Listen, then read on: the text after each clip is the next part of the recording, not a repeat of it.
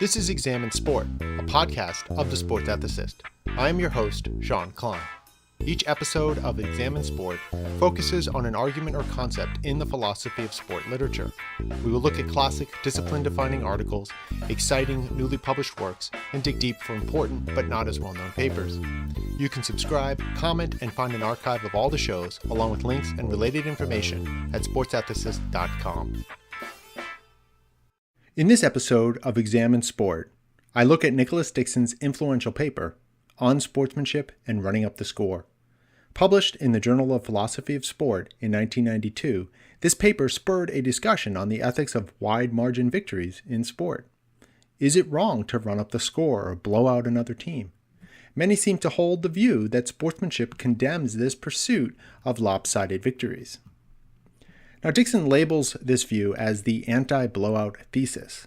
Quote, "It is intrinsically unsporting for players or teams to maximize the margin of victory after they have secured victory in a one-sided context." Now, Dixon's goal in this paper is to show that the anti-blowout thesis is incorrect. He's not trying to argue that blowouts are always a good thing, only that they aren't necessarily and always a bad thing. Now, before looking at his critique of the anti-blowout thesis, we need to look more at the thesis itself. There are several key words or phrases in this thesis that need some elaboration. Now, the thesis says that it is intrinsically unsporting. This qualifier, intrinsically, carries a lot of weight here. In this context, it means that the pursuit of a wide margin victory is always a sign of bad sportsmanship. It is wrong in itself. By analogy, murder is intrinsically wrong. It is part of the conception of murder that the act itself is wrong. It is intrinsic that murder is not justifiable. Compare this to the more general concept of killing. Killing is not intrinsically wrong. There are times when killing is justified, maybe even required. Think of the case of self-defense. So the AB thesis, the anti-blowout thesis, is saying that it is part of the conception of sportsmanship that pursuing a wide margin victory is wrong. Now, the thesis also claims that maximizing the margin of victory is wrong when the victory is secured. Now, this raises an important point. At what point is a victory secured? It seems there are two ways to interpret this. One way is an absolute sense of secured victory. There is no possible way that the losing side can come back.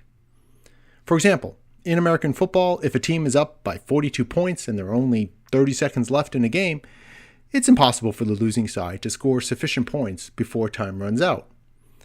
But this absolute sense restricts the scope of the thesis considerably. Most cases of lopsided victory will not be absolutely secure until the game is over. Now, another way to think about a secured victory is more in terms of probability. In baseball, if one side is down 20-0 in the bottom of the ninth with 2 outs, it's extremely unlikely that the losing side will mount a comeback and win. Nevertheless, it's not impossible. As long as the third out is not recorded, it remains possible for the team to score runs. The victory is secure only in a probabilistic sense, not an absolute sense. If it is the probabilistic meaning that has weight here, then there's a judgment call about when this condition of secured victory is met, and people might reasonably disagree about when and if it's met. Now, the thesis also claims that when victory is secured, it's wrong to maximize the margin of victory. But what does it mean to maximize the margin of victory? Maximize here carries with it a sense of intentionality. It's not merely that more points are scored, making the margin bigger, but that in some way the team or player is trying to do this. They are intentionally acting in ways to make the margin of victory even larger than it was. Now, a related question here, or something to think about in terms of the AB thesis, is how does this idea translate to sports that don't have points or goals? Is the shot putter, who has already secured the gold, but still has another throw to make in the competition, doing something wrong by trying to make that throw even farther? Or what about the long-distance runner, who is so far ahead of the other runners in the race that she could walk to the finish line without losing her lead? Is it unsporting for her to increase her pace? Both of these seem odd to think of as cases of unsporting behavior, and it's not clear how the AB thesis would apply to such cases. So the AB thesis means that it's always wrong, always a sign of bad sportsmanship, to continue to pursue extending the margin of victory when there's little to no chance of the losing side coming back. Now, Dixon, as I said, wants to show that this thesis fails. He does this by considering the reasons offered in support of the thesis. He proceeds by showing that these reasons do not support the thesis, and so ultimately the thesis should be rejected. Now, it is important to emphasize that Dixon is not arguing in favor of blowouts. His target is this particular thesis, the idea that there is something intrinsically wrong with, quote, pressing for lopsided victories. That's not identical to praising or supporting such actions. We can argue against the idea that it's intrinsically wrong without thereby necessarily arguing that it's always right either, right? That those are separate kind of claims, and Dixon is really only concerned here with showing that it's not intrinsically wrong to pursue a lopsided victory. Now, there are two main sets of reasons that Dixon identifies as support for the AB thesis. The idea that blowouts are gratuitous and that blowouts are cruel and humiliating. So let's take a look at blowouts as gratuitous first. On this view, blowouts are gratuitous because once a win is secured, it's unnecessary to keep trying to win. The point is to win the game, so if the win is secured, it's gratuitous to continue to try to win. Dixon argues that this reasoning is based on a false premise, the claim that winning is all that matters. But winning is not all that matters in sport, and winning is not the only purpose for engaging in the contest. So the continued pursuit of winning is not gratuitous even if the win is secured. So the winning side of a lopsided victory might be interested in setting a record, pushing themselves further in terms of athletic excellence, creating more excitement for the fans. The losing side might take the opportunity to face defeat with dignity, an exercise of their good sportsmanship, or take the opportunity to challenge themselves against a superior opponent. The point being that there are other goals, other purposes involved in the contest besides winning. Now, the next reason for the AB thesis is the idea that blowouts are cruel and humiliating. Now, this line of support of the AB thesis rests on the idea that, quote, players who suffer lopsided defeats have been humiliated and diminished as human beings, end quote. Dixon responds in two main ways to this line of reasoning. First, he rejects the idea that blowouts inflict humiliation and diminishment as human beings. There is absolutely no disgrace in suffering a heavy defeat by a far stronger team. While they do indicate athletic ability, neither victory nor defeat affects one's worth as a human being. What does reflect players' character is how hard and fairly they play and how they conduct themselves in defeat and victory. Now, he does then consider the idea of humiliation as an athlete, right? Because, quote, athletes take pride in their ability and effort, and blowouts are an affront to this pride, end quote. So the defeat is not a challenge to one's worth as a human being, but it might be humiliating to one as an athlete. Now, to answer this line of reasoning, Dixon distinguishes between a weak and a strong sense of humiliation. The weak sense is a more literal understanding of humiliation as, quote, reducing to a lower position, end quote. In this sense, any loss, blowout or otherwise, is a reducing to a lower position. In this contest, the losing side is in a lower position relative to the winning side. But there is no moral quality to this. There is no disgrace or shame. It's just the recognition that on a given day, someone else was better at this contest than me. If I played to the best of my ability, prepared for the match, didn't cheat, and maintained my dignity, there is no basis for shame, no matter the margin of victory. The morally problematic sense of humiliation is the kind causing shame or disgrace. Dixon gives the following examples, quote, "More appropriate occasions for the feelings of strong humiliation will be the revelation of a moral fault, for example, cheating, a non-moral character, such as the lack of persistence I show if I give up too easily in my defeat, or an act of gross stupidity or incompetence." Where there is a basis for shame or disgrace, then strong humiliation is relevant.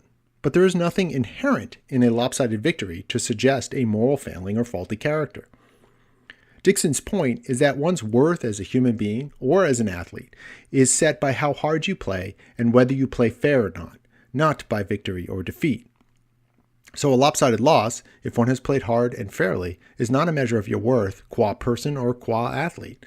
And so strong humiliation is just not relevant. So weak humiliation is not morally problematic, and strong humiliation is just not usually relevant for the context of blowouts.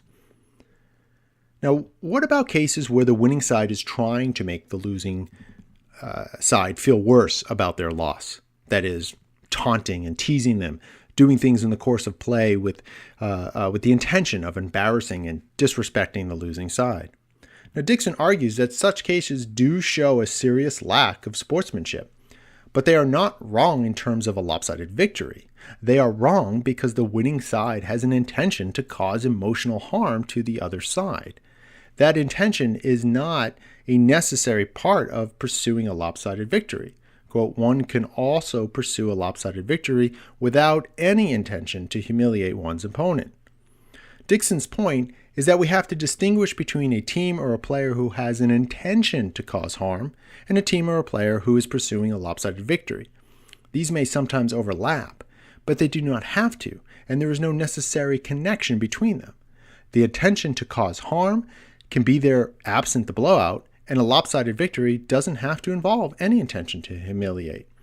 And regardless of the margin of victory, a blowout or a close contest, we should always be critical of the intent to cause harm. Now, Dixon acknowledges that since there are many cases where the lopsided victory has coincided with the intention to humiliate, we have a misconception that they are the same thing, that pursuing a lopsided victory necessarily manifests an intention to cause humiliation in the strong sense. But if Dixon's analysis is correct, then this identification is a misconception. The losing side in a contest might feel humiliated, but, Dixon argues, quote, "They have not in fact been strongly humiliated either as human beings or as athletes," end quote. Thus, quote, "The existence of such feelings does not justify moral condemnation of teams pursuing victory by a wide margin." So Dixon concludes that a blowout in itself is not wrong. Quote, "There remains no good reason to criticize teams for pursuing high scores in one-sided victories," end quote. Now remember, Dixon is not claiming that blowouts are in themselves a good thing or a bad thing, only that they aren't automatically and always a bad thing.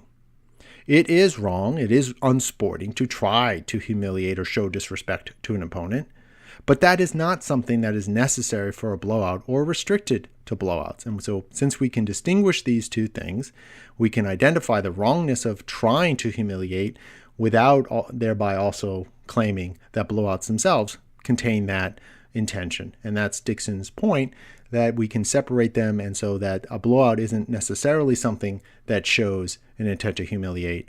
And so he then concludes that the AB thesis, the anti-blowout thesis, should be rejected.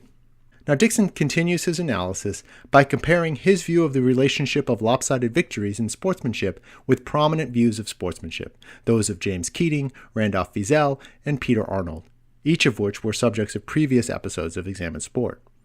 For the sake of time, I won't be getting into this part of the paper, but Dixon's point is that the correct understanding of these accounts supports his rejection of the AB thesis. In a future episode, I will look at Fiesel's response to Dixon on just this point.